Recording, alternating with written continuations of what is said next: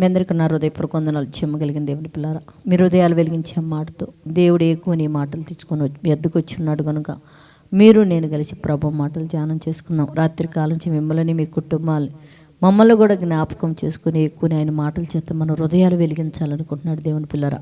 ఏ మాటల చేత అయితే దేవుడు మన హృదయాలు వెలిగించాలనుకుంటున్నారు ఒకసారి మనం ధ్యానం చేసుకోగలిగితే యోహాను సువార్త 20వ అధ్యాయం 11వ వచనంలో మనం ఇక్కడ చూడగలిగితే మగ్దలేనే మరియ దేవుని పిల్లారా, యేసుక్రీస్తు వారికి ఎంతో పరిచర్య చేసిన మరియ ఈ మగ్దలేనే మరియ యేసుక్రీస్తుని సమాధి చేశాక సమాధి దగ్గరికి వచ్చి పరిగెత్తుకుంటూ చూస్తే ఆయన లేడు అక్కడ.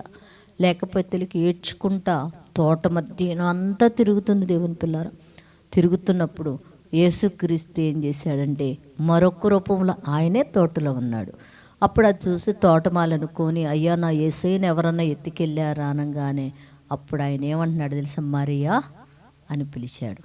మరియా అని పిలవంగానే అప్పుడు ఆయన ఎంక చూసి ఏమంటుంది హెబ్రీ భాషలో రబ్బీ అంటే అర్థం ఏంటంటే బోధకుడు అని పిలిచింది.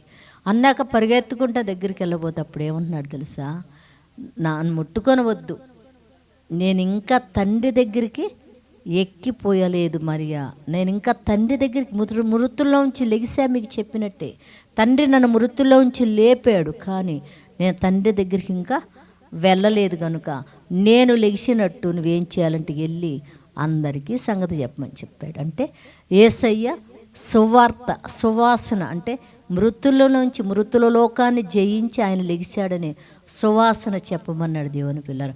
మనము కూడా సువాసనగా ఉండాలంటే యేసయ్య మరణ పునరుత్థానముల గురించిన సువాసన మనం కూడా వెదజల్లాలి దేవుని పిల్లారా. కనుక మన యేసయ్య మృతుల్లోంచి దేవుడు ఆయన లేపాడు కనుక మనల్ని కూడా పరలోకమందున్న తండ్రి యేసుక్రీస్తు వారి మాటలు నా వెంబడి రండి అని పిలిచిన ఆయన మాట ప్రకారం మనం బ్రతకగలిగితే ఆయనలాగా జీవించగలిగితే మనల్లో కూడా మృతుల్లోంచి తిరిగి ఆయన లేపుతాడు. కనుక ఆయన మరణ పునరుత్థానమును ప్రకటించే వారిగా మనందరం ఉండినట్లు యేసుక్రీస్తు వారు ఏం చెప్పాడు, పరలోకమందున నా తండ్రి నన్ను పంపించాడు, నన్ను ఇలా బ్రతకమన్నాడు కనుక నేను బ్రతుకుతున్నాను.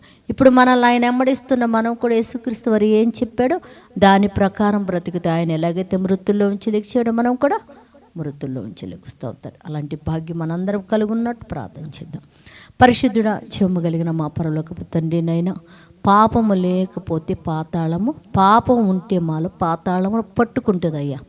మా దేశంలో ఉన్న ప్రతి బిడ్డ కూడా పాపం లేని వారిగా యేసుక్రీస్తు వలె తిరిగి మృతుల్లో ఉంచి లేచి పరదేశంలో ప్రవేశించేవారుగా మా దేశంలో ఉన్న ప్రతి బిడ్డ ఉండునట్లు క్రీస్తు మరణ పునరుత్థానముల గురించి విన్నప్పుడునైనా ఆ మాటలు అంగీకరించి వారు కూడా క్రీస్తు మరణమును పునరుత్థానమును ప్రకటించేవారిగా మా దేశంలో అందరినీ మార్చిన తండ్రి మీరు మహిమ పొందమని అడుగుతున్నాము నైనా.